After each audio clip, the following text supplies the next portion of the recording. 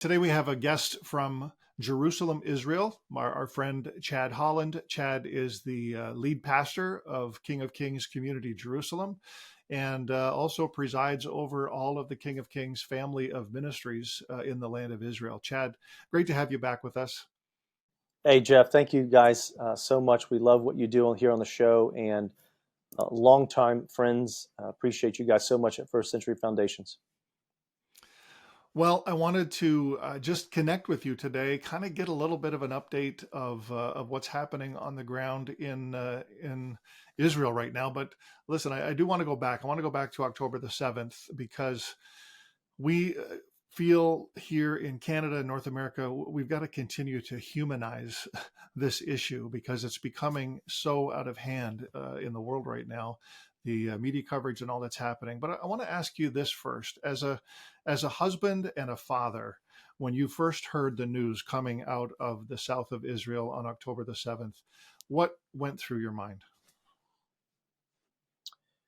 Well, our family has been in Israel for quite a while, and this is about the fourth war that we've been part of since we've been here. I think when we first got here, the first operation that we saw was concerning. It was all very new. You start to get better and better at it. Your kids start to grow up in an environment where they realize it's part of the culture. So this particular time, my wife, I don't think anybody was awake yet. My wife was up first. She heard the sirens and then woke up the family.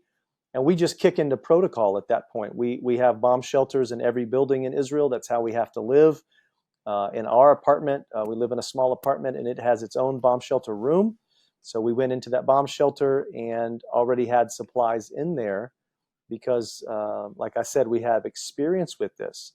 Once those initial sirens go off and they die back down, of course, my next moment is really starting to call all of our leaders and figure out what just happened to you, where are you at, where are the bombs landing, and then the day starts rolling very early from there. But as a family, we were prepared. We have experience. We have protocol, and it's unfortunate to say, but the family was kind of used to it.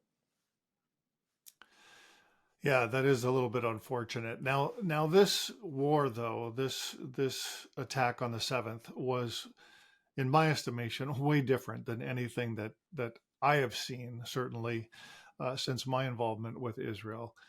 As the details start to come out, what's the response? What are you feeling? Well, initially, you start to look back on your experience and you say, well, in 2019, we experienced, 2,000 rockets that were fired at Israel. And you say, okay, how long did that last? What was our response? How long do I think this will last? But the news kept coming. And this is Mm-hmm. where it was very different. Normally, we get one mode or operational attack at a time, being they might dig several hundred tunnels and start to infiltrate the kibbutzim on the borders, or they might do paragliders over the wall, or they might fire rockets from Gaza or fighting in the West Bank area. This time it was all at once, and I think that was the unique feature as the morning went on, October 7th. It was certainly the thousands of rockets, but it was that there was a breach in the security wall. 2,500 terrorists came in on the ground, in trucks, motorcycles, with machine guns. By the time we started to hearing the news, hundreds of people had already died. So we were already, with as quick as we could get the news, we were already behind in the news, and the army was already behind. And we could talk about, how was the army caught off guard, but it was really unique because it was all happening at lightning speed, but all at once with all types of operation. They even came in from the sea, over the wall, under the tunnels. They did the paragliders and they did the rockets. And I think that was really the shock to the system with how quickly they had infiltrated Israel. Yeah. Well, we are grateful, first of all, that you and your family, that most of the people that we know, most of our friends in Israel, are as safe as they can be in this context. And we're certainly glad of that. Praying every day for soldiers from families and from congregations who are serving. We know there's been a couple, not that we know personally, but a couple who have been killed in action, and grieving for those families as well. Just we're trying to get as much information out to people as we can about this. But today I want to let people know some of the good news, because I know that you guys have kicked into action. You've kicked into high gear. So have some other organizations all across Israel. Actually, what I see is Jews around the world banding together in a way that maybe I've never seen before, and I think that's incredibly special. But the body of Messiah, what's happening on the ground? How are you guys responding? And just kind of share a little bit about that. Well, we're very blessed and proud of our soldiers. First of all, in the King of Kings network, we know we have over 80 soldiers that are fighting right now, protecting our country. Some of them were already on active duty, and some of them came from the reserves. Israel generally has about 180,000 person standing army, and then they called up 360,000 reserves to jump in right away. And then they have another 300,000 or so reserves training now, ready to jump into action. So you're talking about over 800,000 soldiers. That's close to a tenth of our country is now engaged just on the military side. And then you talk about the humanitarian and relief side. I'm very proud of all of our campuses and our pastors, directors of ministries. We've worked already with 36 different projects, and we did it in 4 phases. And it may be helpful for your listeners to understand those 4 phases. The first phase was to immediately get people out of harm's way. That means, what do they need to get out of Storot and Nechal Oz and Kfar Aza and everything that's along that Gaza border? How do you get them out? Where do they go? Immediately just get them out. So that was really phase 1, a lot of evacuations and displaced families. Phase 2 was really focused on, what do the soldiers need, because so many of them are being called up now, and what do their families need, because we didn't expect this. The families didn't expect, it's not scheduled when your husband has to go off to war. Right. So we turned our attention in phase 2 to the soldiers' needs and the families' needs. And that meant hot meals on the front lines to the soldiers and their units. It meant bags of groceries to the families left behind. Then we kicked into even some of the things that were needed: clothing, socks, gloves, hats, coats. The weather has turned here, and so it's colder. And a lot of our folks, whether they were in the military or not, they were moving to a new area that they weren't equipped for with their clothing. So we started to help out with that. In phase 3, we wanted to look at helping the midterm problem. And that was, we have somewhere between 200,000 and 300,000 displaced families now in Israel. Your listeners may not know that we're 9.75 million people, and to have 300,000 around, I'm giving you a general number, 300,000 people displaced, that's a large percent of the population that can't go back to their home because it either doesn't exist or it's damaged beyond recovery. So what do you do? So phase 3 kicked in. That's grocery bags, boxes of food, medical supplies, first aid kits, hygiene products, blankets, coats, sponsorship of hotel rooms, generators from some of our campuses, refrigerators, washing machines, and even today we had a large team go out and repair a dozen bomb shelters that were needing of repair or had been damaged, and supplying electricity for families that don't have electricity, and so on. And we've been doing this around the clock in this phase 2 and phase 3 now. And then finally, we end up with phase 4. And in the King of Kings family, we have 3 counseling centers in Israel. And we've brought in extra counselors to deal with trauma and the impact of this shock to our system as a country, the crisis management, a debriefing of emotions, and mental toll that it's taking on people, much less the people that have seen the atrocities that were part of. One of our team members is an ambulance driver, and as soon as we saw him, he said, "I'm going to need help." The things I've seen. So I know that we're in all these four phases all at the same time, but they're kind of ranging from the immediacy to the, okay, let's get the dust settled a little bit, understand what we're doing, to the midterm, and then now to the long-term effects in Israel. So that's kind of what we've been involved in the last 3 weeks. Wow.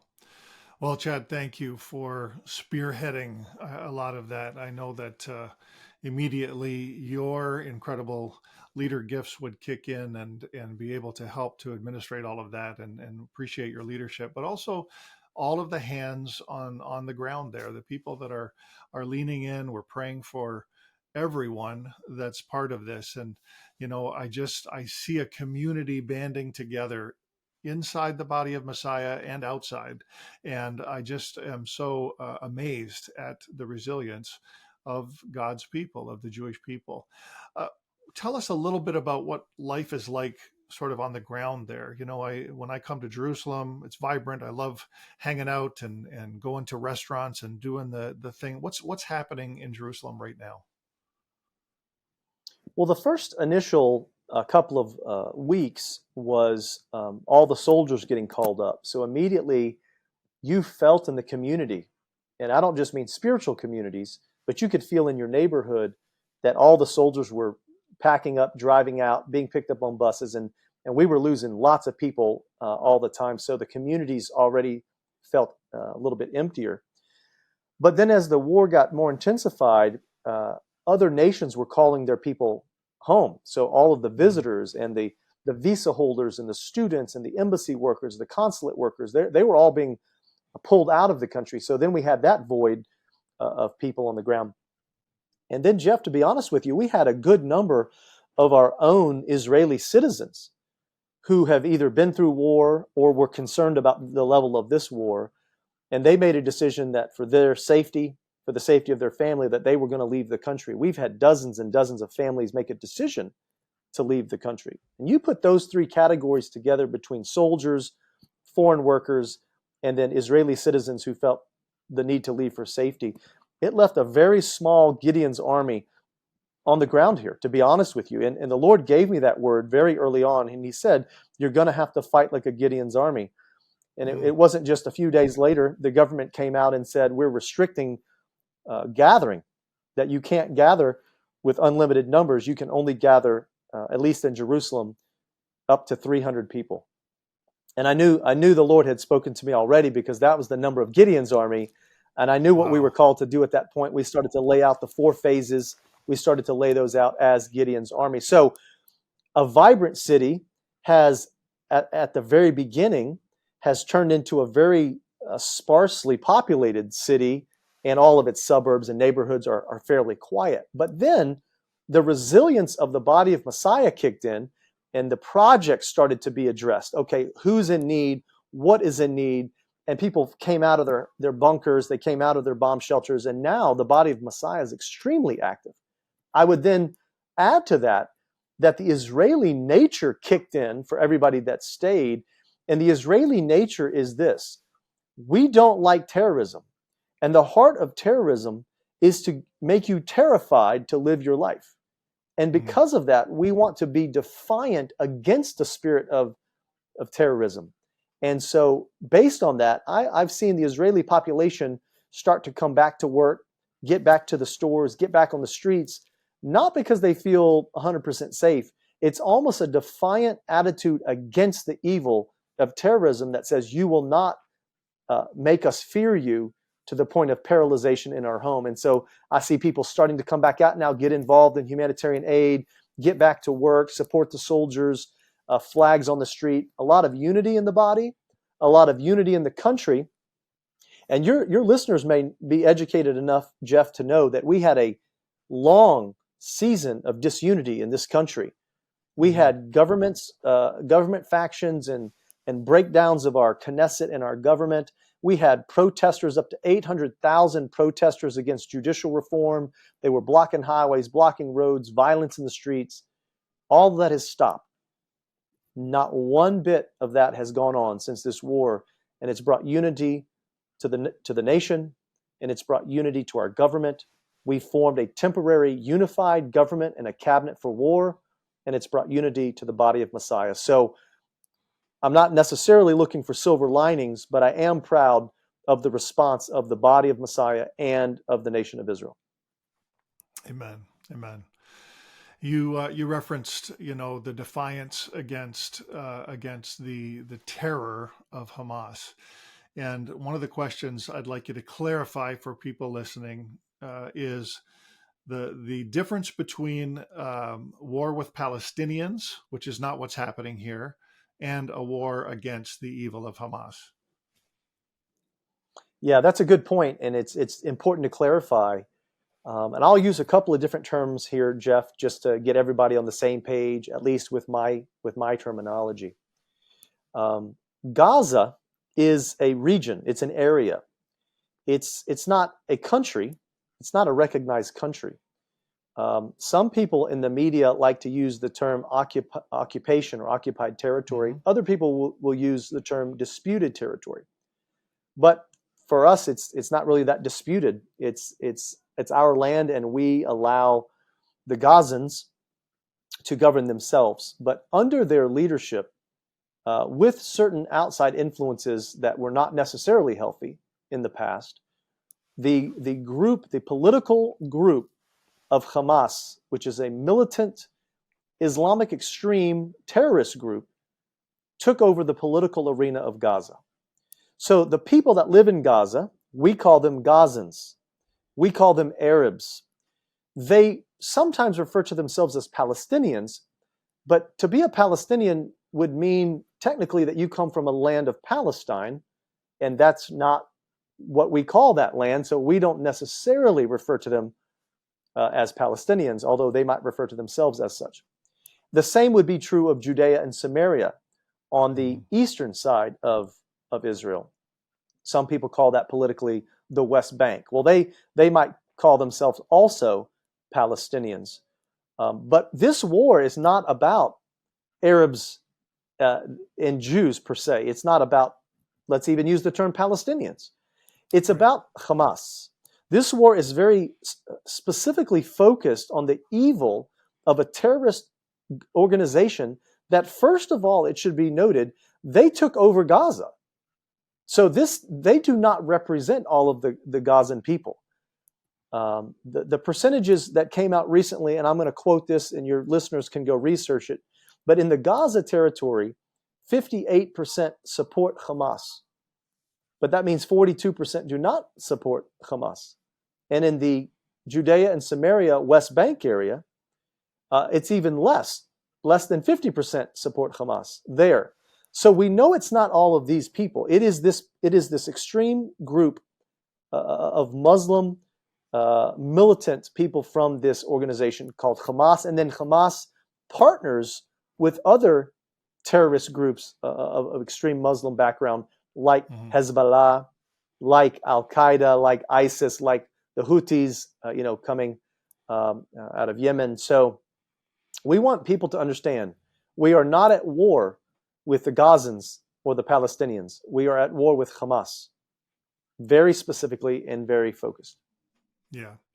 Appreciate that clarification. And I think too, I read another stat just recently, 73% of the people who live in Gaza believe that Hamas is corrupt and not acting in their best interests. And this is the kind of messaging we're trying to get out to people. Listen, be upset about innocent civilians on both sides who are suffering, but using those terminologies like free Palestine and from the river to the sea and all of those things is damaging, because it's actually supporting and feeding into the evil intentions of Hamas and what Hamas is doing. And so just if you're watching, you're listening, please understand, we are not of a group of people who hate. This is not what this is about. This is about evil incarnate. Is the only way that I can express that when I see all of the things that have happened. And sadly, I don't know, Chad, how you're feeling about this, but I'm starting to feel this sort of sway in world media opinion already, and I'm thinking, how quickly do you forget what started all this, what exacerbated all this on the 7th of October. And, to say that this is about land or it's about freeing anybody or is absolute rubbish in my mind. This is about eliminating an evil force. And I just feel like we're on the right side of that. I mean, that's those are strong words sometimes. I'm not pro war. I'm not for that. Mhm. But I think in this instance, Israel has the right to defend herself and to deal with the root of the problem. And I think that's really where it's at. You can One add to challenge that. we can offer, yeah, one challenge we can offer to your listeners is just to do their homework a little bit. And they have to understand in 1948 that a two-state solution was offered, and Israel voted yes. And it was Gaza at that time that voted no. So it was the Arab people that voted no for that, to have their own country at that point. And then later that was given an oversight to Egypt, and then on into the PLO uh, uh, years before Fatah took over as the political party, and then Hamas. This is not about land. We've offered land to them multiple occasions. But Mhm. in the charter of Hamas, it even says in their charter that one of their goals is to eliminate Israel and the Jewish people. Okay. So it doesn't matter how much land you give them, that's not their goal. It's never been their Mhm. goal. They Mhm. play this up in the media as if it is their goal. And then you say, well, listen, Israel is retaliating and Israel is protecting the land that you invaded on October the 7th. They will then go back in history and say, yes, but look what you've done to us. But the history that's being purported is a skewed history. It's not all truthfulness. It's not a forthrightness of the history. There are certainly innocent people on both sides of that border for sure, and we're praying for innocent people every single day. We're praying for our soldiers. We're praying for their government to wake up and say, stop this.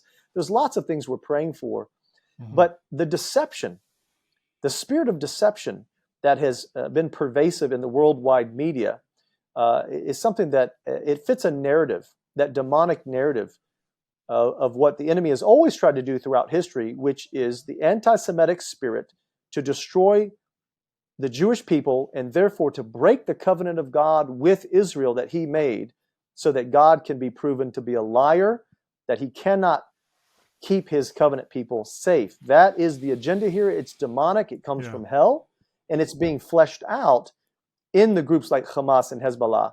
But it certainly does not represent all of the Arab people.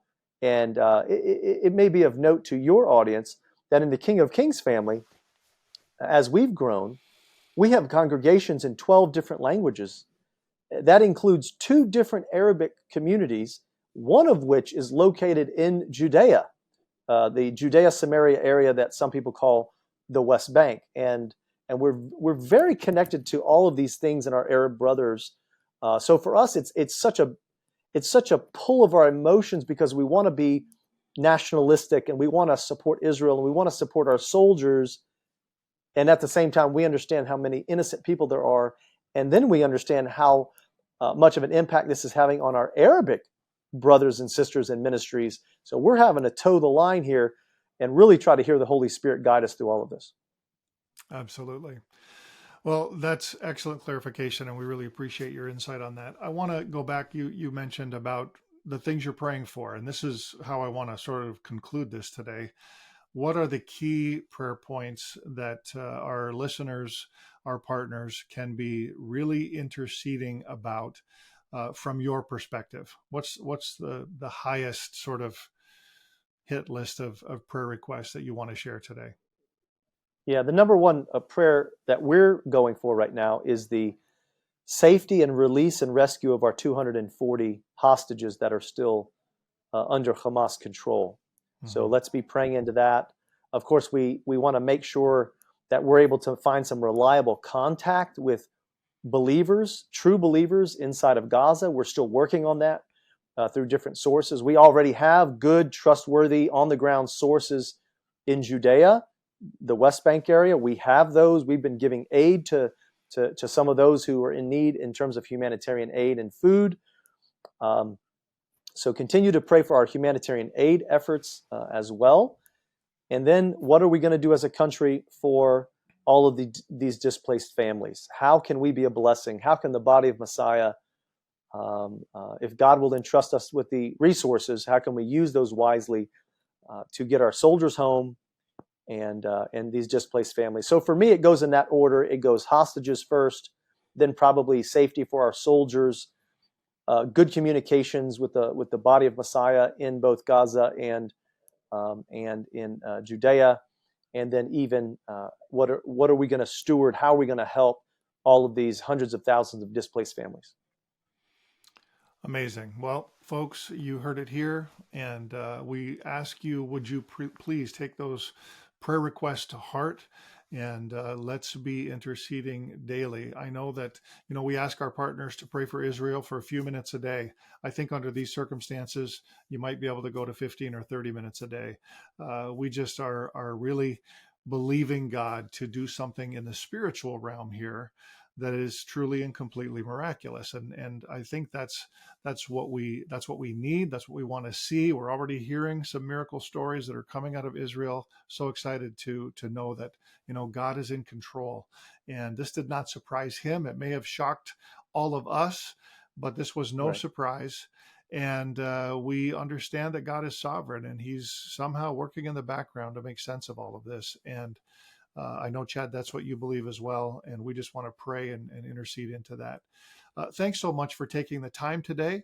We're going to keep, funding as much as we absolutely can. Our partners have just responded in such an amazing way, and we believe that there's more coming. We're so glad that we've been able to funnel some of that your way, as well as some other, key partners, humanitarian aid partners in Israel as well. But God bless you for all that you're doing. Thank you, Jeff, and our love to you and Sharon. Thank you for all of your support and prayers. Miracles have already happened. We've seen rockets malfunction in the air. We have seen rockets take a U-turn and go back where they came from.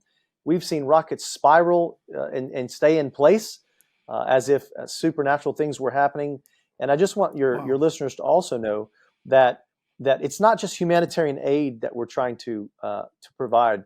There have been some incredible testimonies of salvation that have happened through all of these efforts, salvation prayers that are happening in bomb shelters, salvation prayers that are happening on the battlefield with soldiers, both Arab and Jew.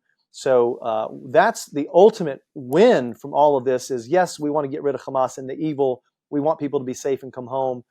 But for the eternal glory of God, there are new salvation and baby believers coming into the kingdom through these times. Praise God. Amen. Oh, Chad, thank you so much. And prayers for you and your family and the King of Kings family of ministries. We're just believing God to have his hand over all of you, and appreciate you coming on and taking some time to give us a report today. God bless you. Thank you for having me today again, guys.